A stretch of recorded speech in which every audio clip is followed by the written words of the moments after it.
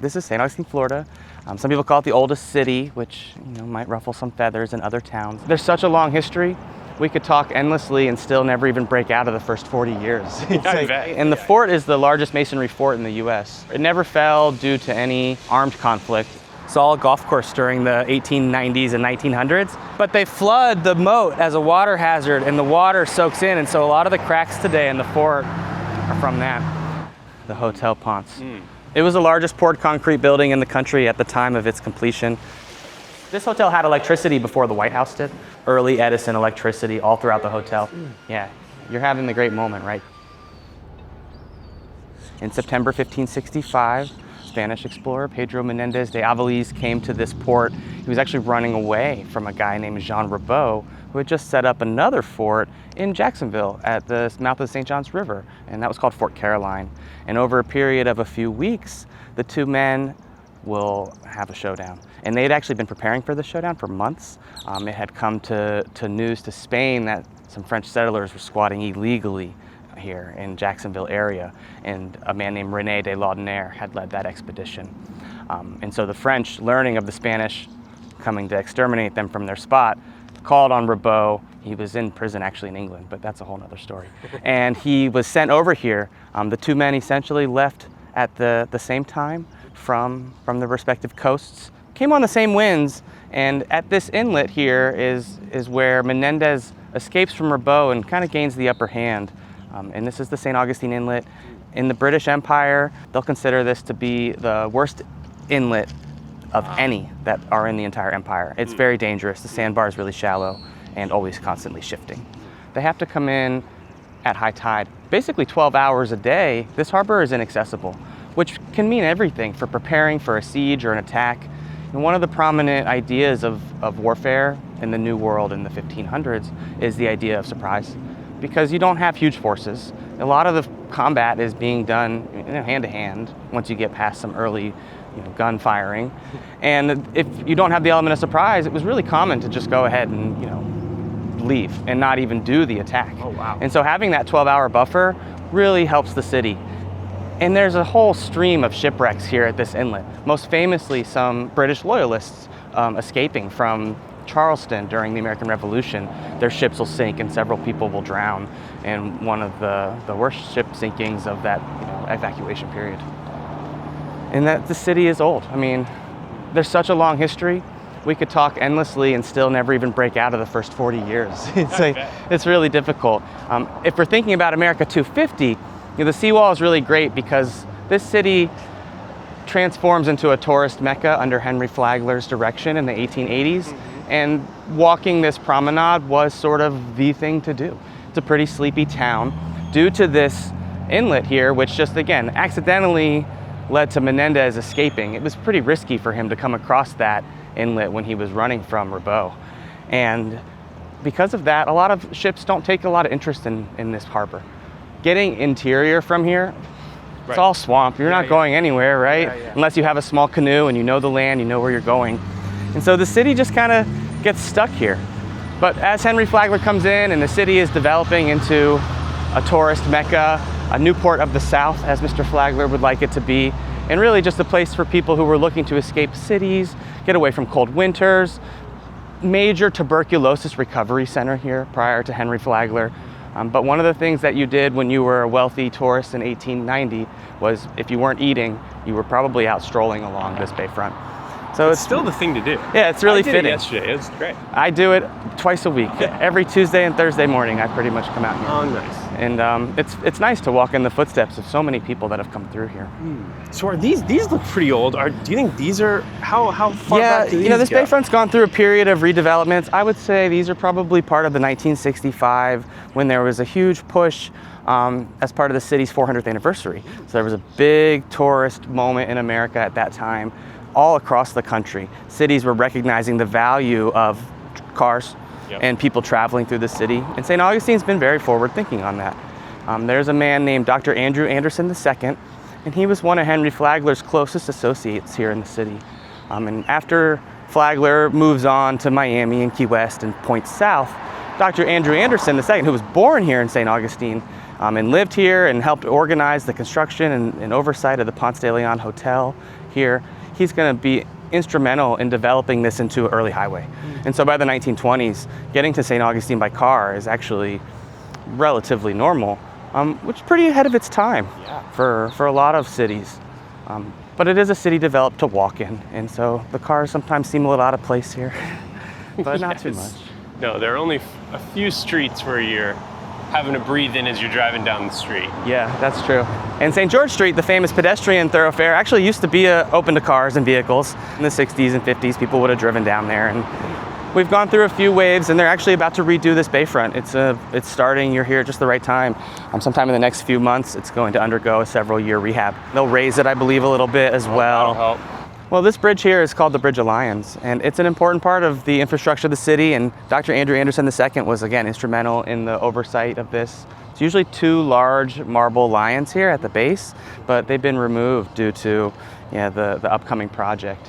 And so the last time they were removed was in the early 2000s. They actually redid this entire bridge, and they built a temporary bridge next to it so that everybody could keep using it, and then they took the temporary bridge down. Oh, wow. So the lions, they've been here though since the 1920s. They were a gift from Dr. Andrew Anderson. Several things actually that we're going to see up here as we head into the plaza are gifts from Anderson, and they really represent, if you want to connect more to America 250, this city in general really represents the best public-private partnership. This city has really survived all the way up until Henry Flagler on government support. If it hadn't been for the fort providing jobs and money, and for the Spanish providing an annual or quarterly situado, which provided food, there would have probably never been a long-staying economy. But when Henry Flagler and other entrepreneurs come in the 1880s and really start to develop, they do it alongside the government, which is willing to make concessions like improving infrastructure, developing better roads and systems, and using tourist income from other areas to both fund Flagler's enterprises, but also to fund the city. Flagler's Hotel Ponce de Leon opens from 1888 and operates until 1966. And in the 40s and 50s, people who live in Lincolnville, they would have gardens in their yard, and they would have contracts with the hotel to sell 100 heads of lettuce a season, or however many they had, for what would have been really peak prices, which that was really Flagler's spirit. He was an entrepreneur, but he was a philanthropist as well. He believed if he built the infrastructure, if he built the trains, he would create markets for farmers in the south of Florida to ship produce to the north, and just, again, create a total improvement in everybody's quality of life. From those farmers in Fellsmere, Florida, to those people in New York who really want oranges and extra access to fresh foods and vegetables in a time when, about Upton Sinclair and the jungle and the FDA and whatnot. It was a time of not really the cleanest food and water for a lot of people. Were those a lot of lessons that because he was one of the early founders of the original founders of Standard Oil. Yeah, that's true. Yeah, him and Rockefeller had been friends in Ohio. And he was really responsible for the train management. He standardized all the rail. Prior to Standard Oil, anybody could make a train line, and they just used whatever size rail they wanted. So if you needed to take a train from New York to whatever, how many transfers are you going to have to do? Yeah. And you don't even transfer. What you have to do is you go into the place, and then they jack your train up and they change the wheels on your train car. And then they put you on the new track. That is not efficient. What he would do is he would go into these companies, these smaller companies, and he would say, I'm Standard Oil, I got a bunch of money, we're going to buy up your company. And when he would do that, he would immediately upgrade to what's called standard gauge, which is really the largest one. If you know about Pullman sleeper cars and the impact that had on the black community in America, you can thank Flagler for making Pullman sleeper cars even possible. If he hadn't gone around and created a standardized gauge idea and just, again, was willing to invest his own private money as a company into infrastructure that he knew was going to benefit the public, even if it wasn't always in his control, because he would lose it, as part of the ICC and stuff. But this view just strikes me. So that's now Flagler, right? Yeah, so that's Flagler College. That was the Hotel Ponce de Leon. So this is the historic plaza. Yeah.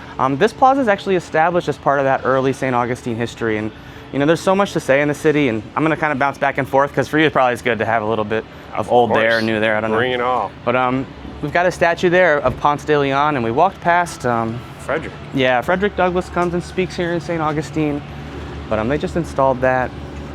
But that is a statue provided, again, by Dr. Anderson here, Dr. Andrew Anderson as well. This is the World War I memorial here. And so this represents kind of the end of Flagler's investments in some ways, with him taking Dr. Andrew Anderson under his wing. Some great correspondence between the two, where Flagler's so wealthy by this time. I mean, he's retiring. He's in his 50s. And he's telling Anderson, hey, buy this, do that. And Anderson writes him a letter and says, I don't have any money to do this. And Flagler's like, oh, I'm sorry, I didn't realize that.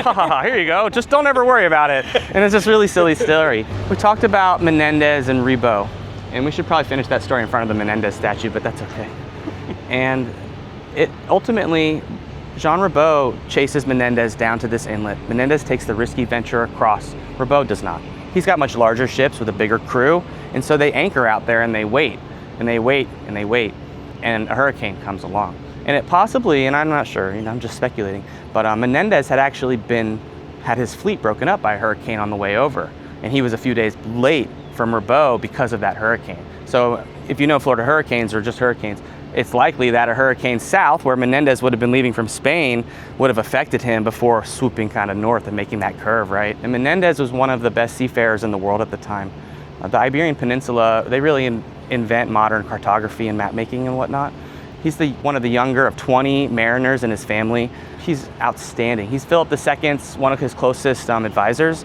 Takes Philip on his royal fleet to go to England to get married. And it's actually interesting with that because him and Philip are both relatively young during this time, and they are representing a new guard in Spain and the changing of the order. Menéndez is one of the first people that Philip II actually appoints to his court. And so the hurricane takes Ribault, sends him down to Cape Canaveral where they shipwreck. And about 10 years ago, they found his flagship, and they've been excavating it and doing the archaeological stuff, which is really neat. But shipwrecked, they march north back to Fort Caroline. And after Menéndez hears this and knows, he says, you know what? I'll bet Fort Caroline is undefended right now. We should march up there on foot. And it's about 40 miles from here, through a hurricane, in the swamps, no roads. A trip that would have normally taken a Spanish soldier 2 days took 4 days. They camp out, and the next morning they go in and they basically kill 200-something people hand to hand. René de Laudonnière escapes, and Menéndez marches back here where they then establish St. Augustine. And by 1569, Jacksonville's abandoned. The St. John's River is really an interesting place, and it's really probably Civil War. St. Augustine is the kind of northern part of the Florida land strip before you get a bunch of sea islands between here and Charleston, South Carolina. So like in Myrtle Beach and Hilton Head and Amelia Island, all those islands are really conducive to pirates escaping quickly and hiding out. It's why Georgia's a buffer state between America and Florida during that time. And so that's why we end up here, because when that in 1565, Menéndez is living at the Cross, the Nombre de Dios mission site, for about a year, but they outstay their welcome with the local natives. And so then they move to Anastasia Island, and it's really poor conditions. There's not a lot of food, there's not a lot of fresh water. I mean, living on the beach sounds great until it's August and you're in like wool clothes. It's like, and you're hungry and you're like, go fishing, and you're like, I don't want to fish anymore. So after a few years, St. Augustine's in really poor condition. Yeah, so that's Ponce de Leon up there. His status is a little bit suspect. Yes. He probably was more likely in Melbourne Beach. So from 1566 to 1573, this is a really struggling colony. They will be on the island a little bit, then they move, and that's where we start to get this area down here where you went down to Avilés and we get the old. So they move the settlement here, but eventually what happens is the Queen goes, hey, you guys need to follow something called the Law of the Indies, which is a requirement for every Spanish city to set up in a certain way, with a plaza and a church and an appropriate orientation, and that's where we get this plaza, which is still in here today. And you can actually see the Catholic Church just through this covered market here. And the front of that church, it's not original. There's been several fires through the city, and the large bell tower that's up there today is sponsored by Henry Flagler, who, and I don't want to say anything too controversial here, but just as soon as his hotels opened, there was a huge fire that burned some of the biggest hotels in town right here. But hotel fires and fires in general were so common, so much wood construction during that time, that that kind of stuff is going to happen. Especially when competition is stiff. I know. So because of that, the Queen really takes charge of this. This had been a public, kind of one of those public-private ventures like Jamestown had been, where Menéndez was going to profit from the colony, and if it had success. Part of the reason it doesn't is he becomes governor, I think, of Cuba. I think it's governor is the title he's given. And so he leaves Florida, and he's kind of like, all right, I'm all done here. And Spain is kind of going, hey, we thought that you were going to keep also taking care of Florida too. So that's sort of how it changes hands. This tall building here is actually the bank building, and it's kind of a fun building in that It was authorized by James Ingraham, who I mentioned was that wealthy associate of Flagler who oversaw a lot of the Miami operations. And it's the only other building as tall as the Hotel Ponce de Leon in town. And you're not allowed to build buildings more than 3 stories generally due to city ordinance. So it's kind of an interesting building that the guy that sort of made St. Augustine was like, well, that rules. Doesn't apply to Yeah, we're going to build this building. A great monument to sort of stop in on is this one here in the middle. It really represents a period in time when world powers are shifting. As soon as it was constructed, Napoleon comes into Spain and says, hey, I'm in charge here, your government is over. And he issued a decree that all of these be destroyed everywhere in the world. And so every single one of these monuments to the Spanish Constitution was destroyed except for this one, 1813, 1812. Because they basically said, we put all this work into this, we're not taking this down. The citizens, seeing as though we built it last year. Yeah, they were really proud of this moment. And it comes at a time when the city is kind of poor during the second Spanish period, because the city goes through first Spanish period, then it gets changes hands, then it gets back into the Spanish, it changes hands to the British, and then it ultimately is going to go to the Americans. And we have a landmark here actually recognizing the St. Augustine town plan. Yeah, I was really impressed by all the signage. I mean, everywhere you look, there's a National Historic Places, a National Park sign, just revolution. Well, and the movement towards civil rights and recognizing that, like when we were on the bayfront, we kind of passed the Monson Hotel, which we should have said something about. That was the site where famously the owner poured the acid in the pool. That's where it was. That's where the Hilton Bayfront is today. The site's not there anymore. And it represents how it's normal in America to go through, ebbs and flows of politics and change. Right now we've spent a lot of time talking about how we preserve a bunch of history in the city. There have been times in the city too where we haven't. And we've just been progress for progress and, taking care of some of those old buildings, which is tricky. You can't preserve everything, right? You have to find a balance. And a lot of these historic buildings you see are actually recreations and reconstructions, which sort of serves everyone's purpose. Because you get construction, you get the jobs and all the things associated with that, and then you get the building that you can then turn over to somebody else. But yeah, this is the governor's house here. Under the British Empire, they were always trying to raise money. So this building hosted a ton of parties. But the block that's made out of is called Coquina. We can actually talk about that a little bit. That's exactly what I was going to ask you. And so the fort is the biggest Coquina, right? And the fort is the largest masonry fort in the U.S. Huge masonry fort. It never fell due to any armed conflict. It changed hands treaty-wise and a few other ways. But the Coquina is a local resource here.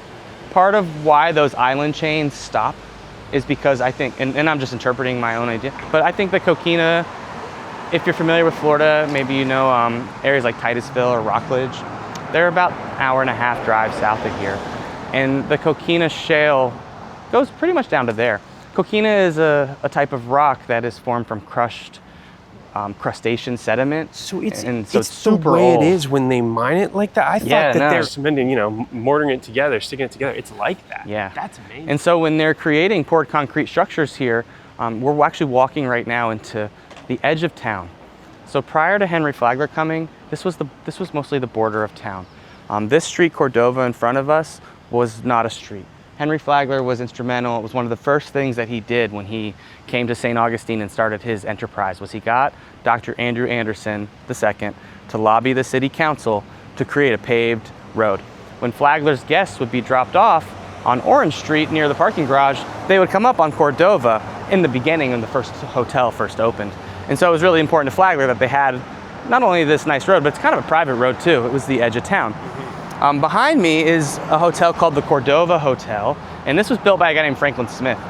Franklin Smith also constructed Villa Zorayda, which you can see it just over the top there. That was the first poured concrete building in America when he did it at the time. And he was a really interesting guy. Born kind of with a silver spoon in his mouth. He's really wealthy, he traveled the world, he was in world's fairs, he made architectural models that he exhibited in these places. He was a huge dreamer, and he moved down here to St. Augustine and fell in love with the town, and he made this poured concrete structure where he took the Coquina and he ground it up. And then he mixed it with water and some lime, and he got concrete. And the way that they would pour the concrete, and the same with Flagler's Hotel here, which is this large Ponce de Leon, is they would set up 2 boards across from each other, and they would pour the wet concrete into those boards, and they would let it harden for 1 or 2 days, and then they would move the boards up. That's not too different from how they pour concrete. No, it's really not. And they were innovative on this tour. What I'll show you is the history of the poured concrete. These are the earliest ones that we're looking at straight in front of us. The Lightner Museum, which was the Alcazar Hotel. It still looks so great. It's in great condition. This one has been plastered over, so you don't see it as well, and that was really common. The fort, as we see it today, it would have been covered with plaster walls too to try to protect it. Also to keep roaches out of all of the crevices. That was a big problem. So they wanted to put smooth walls to keep bugs from living inside of them. But when Franklin Smith opens this hotel, he kind of does it against Flagler's advice. Henry Flagler is constructing the Hotel Ponce de Leon, and Franklin Smith, I think, feels a little left out, maybe feels a little bit bad. And if you've ever been in either of those buildings, to be on the roof of both of them, the Hotel Ponce makes the Villa Zorayda seems so small. And Franklin Smith must have felt so sad. And so he builds this hotel in competition, friendly competition with Flagler. He's under the impression that Flagler's gonna give him some lines of credit, give him some discounted rates on shipping, things that Flagler controlled. And when when Franklin Smith goes to open this, Flagler says, I'm not giving you those discounted rates, buddy. Franklin Smith's like, well, I think I'm kind of out of money. And so there's urban legends that Flagler purposefully prevented his furniture from being delivered, but it wasn't on purpose, it was just business. He just, you owe me money, you honestly have owed me money for a while, you shouldn't have even built the thing. And so Flagler actually ends up buying this hotel and operating all three. And actually, let's go up here just for one last thing. So this was the one that he was building and ran out of money? So yeah, so Flagler constructed both of these two. Okay. And then Franklin Smith constructed this one, but then immediately ran out of money and had to sell it to Flagler. And then he leaves and he never comes back to St. Augustine ever again. Never. He goes to DC actually. Yeah, well, he goes to DC and he has the idea basically for the National Mall. Oh. And they shut him down and it won't be until later, but he's kind of the architect of that, which is sort of funny. So Flagler really doesn't even really want this building, right? He's just, okay, I'll buy it because if I don't, someone else is going to, and it's probably gonna get run down, so let me buy it. But Flagler's jewel is the Hotel Ponce de Leon. And it's constructed by some guys named Carrera and Hastings. Famous architects designed the New York Public Library and Senate offices in DC. They had studied in France. They had worked, I think, alongside Burnham and Root a little bit in Chicago, who are the innovators of skyscrapers. You know the book Devil in the White City? It's a good book. You can check that book out. Larson. Yeah, exactly. So they designed these two hotels in conjunction. And that's the fancy hotel. Rooms at the Ponce de Leon were anywhere from $5 to $90 a night. And when you booked a room in the early beginnings, you had to book for the full season. So about 100 days. Wow. So I mean, $90 a night for the most expensive room. Inflation rates are about times 20. So you're talking about a pretty hefty bill. Wow. But that's why you're getting, Rockefellers and Vanderbilts. This hotel here is known as the Alcazar. Flagler has this one commissioned as a different purpose. The rooms are much cheaper. They're maybe $1 to $2 a night. And inside of here, what they say is the world's largest indoor swimming pool. And it was so popular that what Flagler ended up doing was using this as Alcazar overflow. And so if you look up there, you can see the triangle where there used to be a walkway across the top here. Because this road would be flooded all the time too. And what they would do is they would take guests in through the hotel and then they would walk them up, and there were no windows really in it, so they would walk the people across and they wouldn't even know they were taking them to another building. They just thought they were staying inside this building. They weren't saying this kind of a silly thing to do. Behind here, they had a huge bicycle academy. The two-wheeled bicycle was a relatively new invention in the 1880s. And so you would have some of the most rich and famous people in America back there crashing on bikes and learning how to ride bikes. This gives us a good chance to really see how they poured the concrete and how the lines can go up here. And so about every 12 to 16 inches, you can see these cracks that represented the pour lines on these buildings. Really good example there under that window of two that are really prominent. So all of this was designed by Carrera and Hastings in a Spanish Renaissance style. That wasn't really the way the city looked at the time. It was just the way that they envisioned the city and being in a grand state.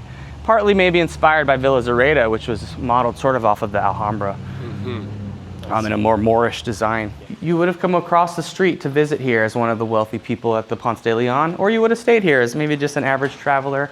But you get a really nice look at the architecture and the design. And I know that people are going to want me to say this is all hand carved, but these were made with molds. It was the Industrial Revolution after all. They were working smarter, not harder. Well, they were working harder too. I guess they were doing a little bit of both. But you can see the lions all around, right? Ponce de Leon, the explorer. So we have the lion theme. This bridge here is really great. And so we can see that this is an example of where they've taken Coquina and they've crushed it up. And you can see this shell is pretty well here. There's a lot of concrete science that comes out of St. Augustine that really spreads across the country and the world. The Hotel Ponce, which again is such a grand hotel in scale.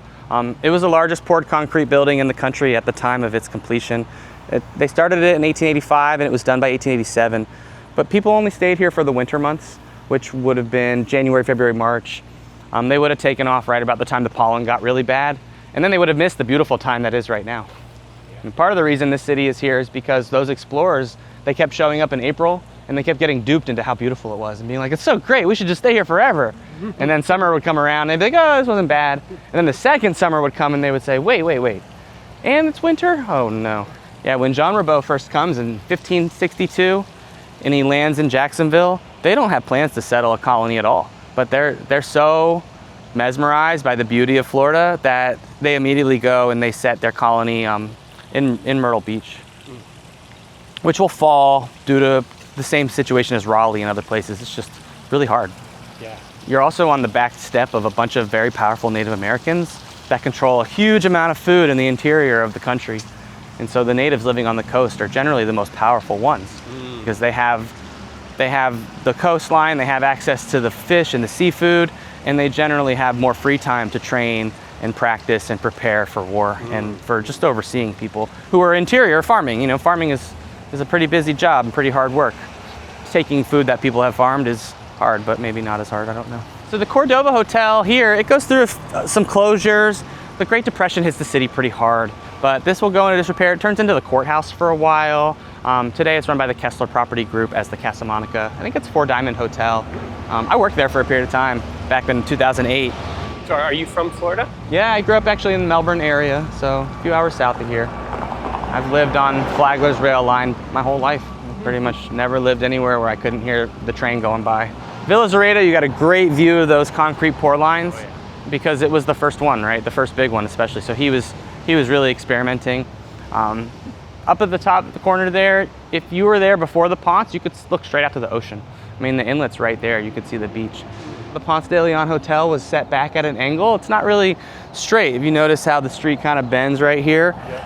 Some people say it was set back at an angle because Flagler wanted to be kind of hidden when you came in from the street. I honestly think it might have been at an angle because it helps Mr. Smith keep his view of the ocean. If they had put it up here against I feel like he might have lost his view. And then after he was gone, they built the bank building there to say, okay, we're gonna use this space finally. I'm an alumni of this college. My wife and I both graduated in 2008. And I worked in here as a tour guide. So I've been giving tours in St. Augustine for a really long time, over 20 years now. Oh, wow. Just sort of silly.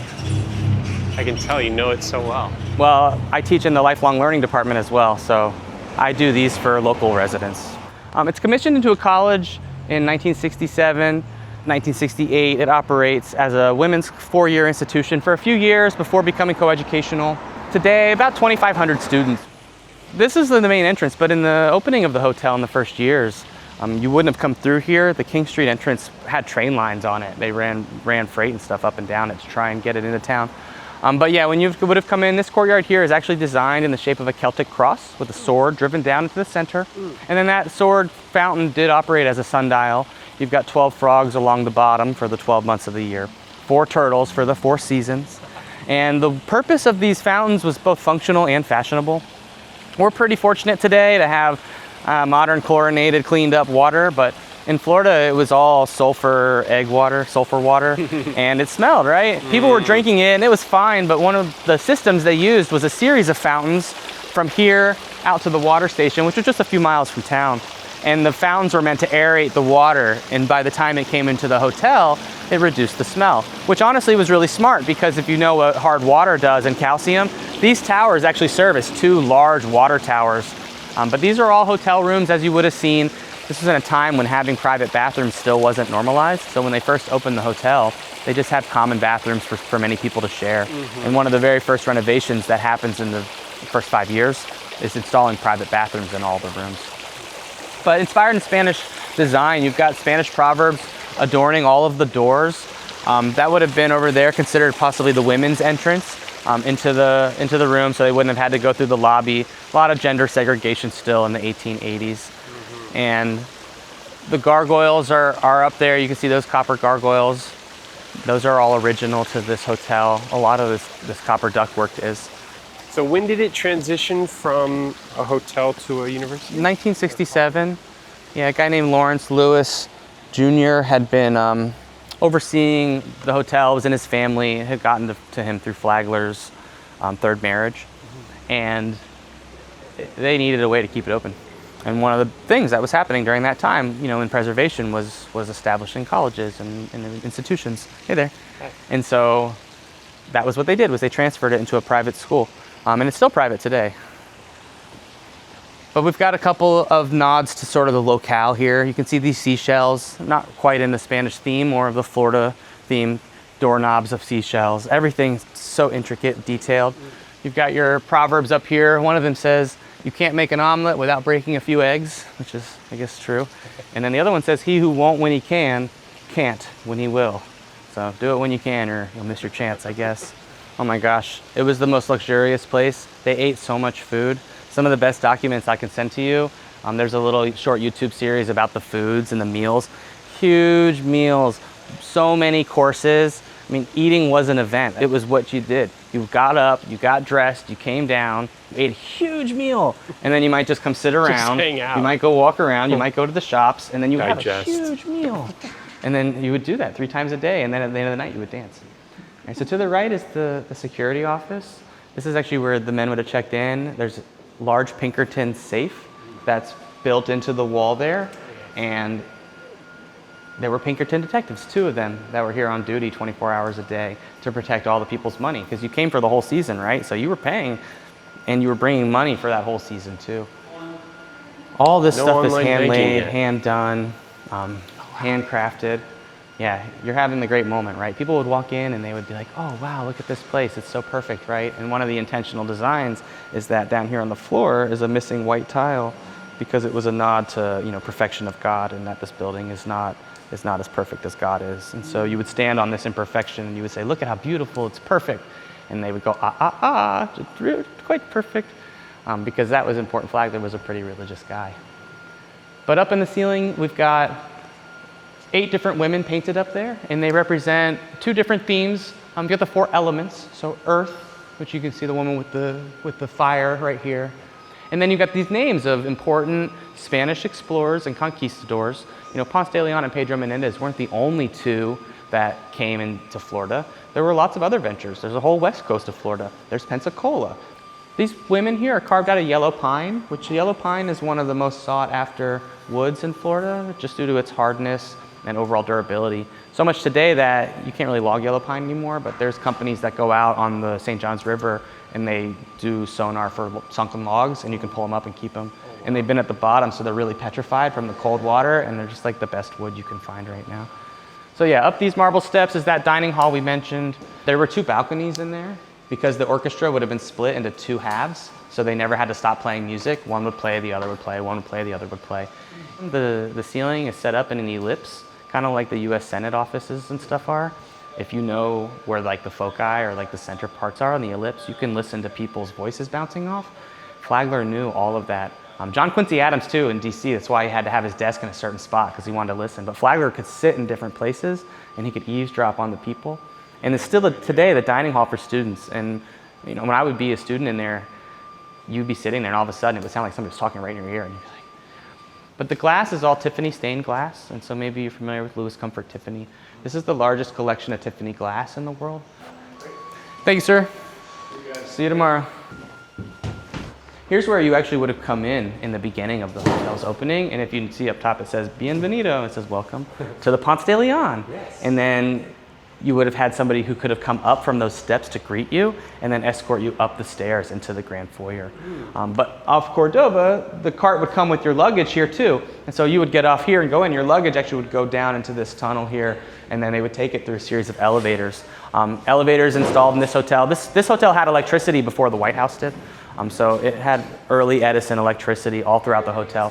It's Tiffany stained glass. I mean, this is a great view right here, probably one of the best you'll see. Yeah, we can go through this hall. So we've got the old mailboxes here, so you would have gotten your mail delivered. All this would have been servants' areas back here. This is Keenan Hall. This is where staff would have lived and worked. Segregated staffing, not just by race, but by gender too. And then you can see the rotunda, which is this building to our right. That's the dining hall, and all this is Tiffany glass all the way around this whole rotunda, which Tiffany wasn't famous for glass when he did this. He was just friends with Flagler and Edison, and he was really more well known for his interior decorating at the time.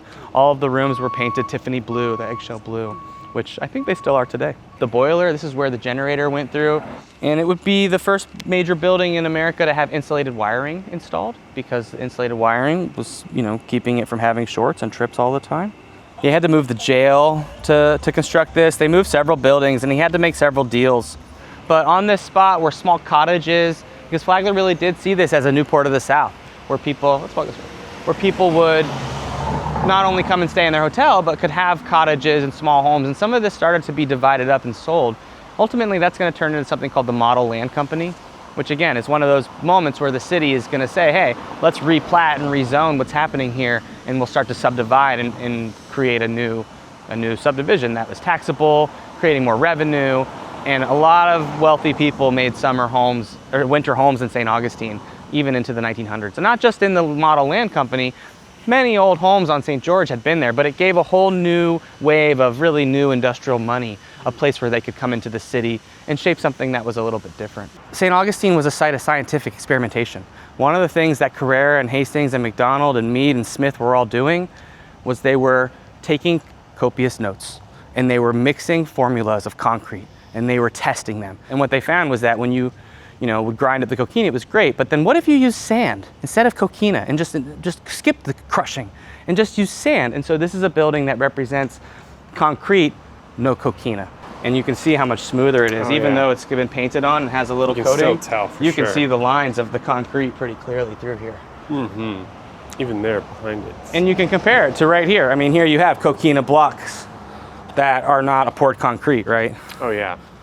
So you can definitely see the difference. And there's another thing called tabby, which tabby was even before coquina. If you just don't crush the oyster shell at all, you have tabby, but it's really not very safe to walk on. So this is where Flagler lived though, right behind here. This is not the building anymore. This is just a new home, but Flagler lived at what was called Kirkside. And this is his home, it was Kirkside. The guy, Lawrence Lewis Jr., that authorized the hotel to change into a college, he's the one who also authorized the destruction of the Kirkside. And he's been interviewed, I think he's passed, right? But he was interviewed in the 90s and being like, everybody always blames me for tearing it down. Like, well, you kind of did. We kind of like, hey man. And what ends up happening is Flagler, I think he gets annoyed by the thoroughfare that gets created in front of his house. And he doesn't spend a ton of time in Kirkside. Almost immediately he's down to Palm Beach, Ormond Beach, and ultimately Miami and Key West. He believed that if he could get a train line to Key West, it was going to help shipping. And he would have been right if improved ship construction hadn't made Key West not important. You didn't need to stop for coal in Key West anymore. You could just go right past it. So why stop in Key West and unload your freight? This is right off the mausoleum though of Mr. Flagler right here. Flagler had this authorized because of the death of his wife, his first wife. We couldn't have picked a better day. Yeah, no, I'm glad we're here on such a beautiful morning. It really is nice. This was constructed for one of the main housekeepers at the hotel, but they never lived there, and ultimately it would be sold off, and a couple of retired Civil War generals will live their lives out there. It's part of the college's expansion. Is when they built the library, they did tear down some home, a home that was there. It might have been two buildings, but there was one home. And part of the deal with the city was that they had to take this one and renovate it and preserve it. But you can notice the columns up here are palm tree. And that was a really neat feature that was added. Oh, yeah, I just noticed that. That's amazing. There's a few other places where Carrera and Hastings have done that. So unique. But those are original. St. Augustine's got a lot of great female figures. A woman named Maria Andrew. She was the first female lighthouse keeper in the country. And only because her husband was painting the lighthouse and he fell and died and there was nobody else to run it. And if nobody ran it, ships would be sinking all the time. So she just started running it. And I mean, every day, she lugged all the cans of oil up by herself. Again, Cracker House in front of us. That's what the house would have been called, the style. And they called that due to the, cracking of the whips of the cattlemen. That's really what St. Augustine's known for in the Civil War and in Florida during that time, was interior food, interior cattle. During the Civil War, there was a huge blockade on Texas and Western cattle for the Confederacy. And so the Confederate states needed food. And rounding up old leftover Spanish cattle from central and interior Florida was the racket. And so if you were an able-bodied man anywhere in Florida during the Civil War, if you weren't fighting, you were authorized by the government to round up cattle. So they call these tracker homes because it's just a wooden batten house, and that's really the style that most Florida and really American homes are going to have. St. Augustine's super unique in that we have this Coquina block available, but this building here, how it's got a Coquina bottom and a wood top, that lets you know that it was probably built or modeled to be constructed during the first Spanish period, which would have been prior to 1763. I don't think I put a date on that yet. And then when the British come in, they add the second story wood. And that's a British design that you see take place. Because for them, they're used to going up and they're used to working with wood as a material. You know, by this time, you can't just get Coquina everywhere. It's been requisitioned by the government. They control the quarry. When Flagler comes in, he has to do some serious negotiations. Part of the reason the Presbyterian Church is using sand is because his lease on the quarry had expired. So they couldn't just go out there and pull up more rock. So they said, well, let's just try the sand instead. During the British period, Catholicism leaves St. Augustine. And we haven't talked a lot about the role of religion in this city, but this is a real Catholic outpost in America right now as far as just concentration. This street right here is known as Spanish Street. You want to do it? Or you want to do St. George Street? Let's do St. George Street. Okay. But Spanish Street develops during the British period as a Menorcan refugee city. There had been really no development between St. Augustine and Point South up until this time because of mosquitoes and just no good. Well, in New Smyrna, this guy named Turnbull comes up with a colony that's going to grow indigo as a plantation. And he imports a bunch of people from Menorca and like Greece and kind of the eastern area. And they are a mix of religions and people, but mainly Catholic. And so when they arrive here, working conditions are really, really, really poor, very poor. And they need to leave, and he won't let them leave. And they eventually have 3 people who come overnight and I guess run and swim here overnight, which I couldn't imagine doing that, from New Smyrna Beach. It must have been so harrowing. And they plead to the governor, please help us. These conditions are terrible. We need your help. We're all dying. So the governor's like, okay, he didn't like Turnbull. So he was like, this is my chance to put him out. And so these Menorcans come to St. Augustine, and they're kind of an outcast. They're not British, they're not Protestant, they're not Spanish, they're not really anything that the British have a lot of association. So they let them stay in the city. The city needs manpower more than anything at a lot of times. And so just a block away from us is Spanish Street. And that is an area of town where that woman, Maria Andrew, for example, she is of Menorcan heritage. Yeah, so we're walking on St. George Street right now, and this is one of the main historic streets. Today it's pedestrian only, a lot of shops. You can see a window here, those window grates. That would have been the style of window covering they would have had before the British came and introduced shutters to the city. And so you would have had these windows. You might have had glass, but you might not have too. You would have wanted the wind to come in and keep you cool. Just up ahead, we're gonna see the building where those Menorcan guys stayed, where they came that first night. It's this wooden building up here on the right that today is the Bull and Crown. It's called the Palliser House.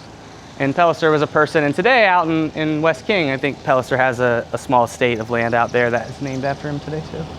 This taberna here, this is actually a recreation of a first Spanish period bar and just tavern, right? And you can see that it's got the window covering on the outside here that really shows, like, this is a first Spanish period style building. It's got a flat roof.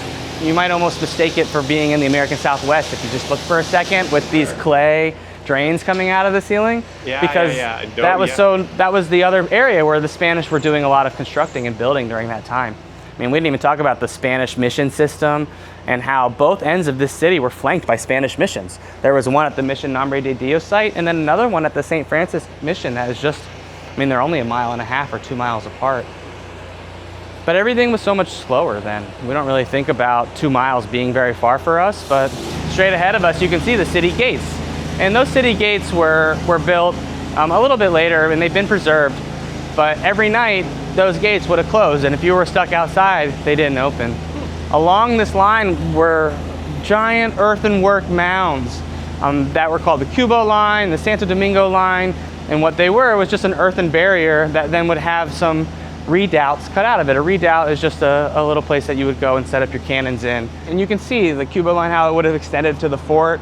There would have been no highway here, so that wooden palisade you could have walked on. There would have been patrols on top of that overnight. But then this wall would have turned at Cordova Street and just been an earthen wall of saw palmettos all the way up. Once the fort is built and opened by 1700, the city is safe. They can literally enter a period of growth that is markedly different from before. Prior to this, in 1586, Sir Francis Drake comes and raids the city, and he was just doing the same thing that Menéndez and Ribault had been doing. You know, he's kind of a third character. But yeah, he burns the whole city. The people flee into the woods. He takes the fruit trees. He destroys the city. That was his method, was he would like burn one building every day, basically. And be like, all right, I'm gonna burn a building unless you do it. And then they wouldn't do it. He'd be like, all right, I'm gonna burn the next one. And then he would do that, and if you didn't give it to him, he would just take all your stuff and burn it. And it happens over and over. It happens in 1607, a guy named James Moore. Happens with a guy named James Oglethorpe comes in 1740. That's a year after this gate's built. He doesn't make it. And it shows, oh, no one really is gonna try and take this city again. You can't take the fort. They lay siege to the city for several weeks. Everyone in the city goes inside the fort and they are able to survive. Yeah, he burns a bunch of stuff. You can't burn Coquina, though. No, can't burn it. You can't. It's soft. It's strong, but it's kind of soft. So a cannon shot is just going to sort of mold into it. It doesn't break it. It doesn't knock it off because it's full of crustaceous seashells. So really, it's very spongy. Yeah. You can imagine it being very porous, which it is. That's why the moat around the fort actually was a dry moat. It wasn't a wet moat because Coquina is very porous, and then water intruding into it undermines it. Yeah. So during the Flagler era, they actually turned this, where we are right now, as a golf course. It's all a golf course during the 1890s and 1900s. They have tees out here, great pictures of the tee boxes. It's got that feel to it, definitely. But they flood the moat as a water hazard, and the water soaks in, and so a lot of the cracks today in the fort are from that. But this building here is actually a WPA, Great Depression Works Progress Administration building. It's the last building in the city from the quarried Coquina that's constructed. And it was done in the 1930s, right, as part of the Great Depression, and it served as a civic center. And so it had shuffleboard, tennis courts, but it was segregated. It was all white, and it became very quickly a focal point of pretty decently sized black population that ran a lot of the city to say, whoop, you know, we're in World War II, we're dying alongside people at Normandy, let us use the shuffleboard court and the golf course. And it really quickly, it's what brought civil rights to St. Augustine. Maybe this building specifically is that it was just a place where people started to demonstrate. And this road by this time was here. So people could drive by and they could see it, and it was way accessible. And it definitely, you know, spilled into the city, right? And the Monson Hotel just a few blocks from here around the corner. But yeah, that brings us back to the fort too, kind of where we started. I mean, all this stuff here, this would have been all during the fort time, cannon fodder. It's where they did their firing range. And so between here and Fort Mose basically was the cannon area. And then Fort Mose was sort of there as the next step up. But yeah, what do you say? Thank you, man. Thank you. Great job. Yeah, it was really fun. Job. Good. I know, so much to say. I hope it was good. Oh, it was great.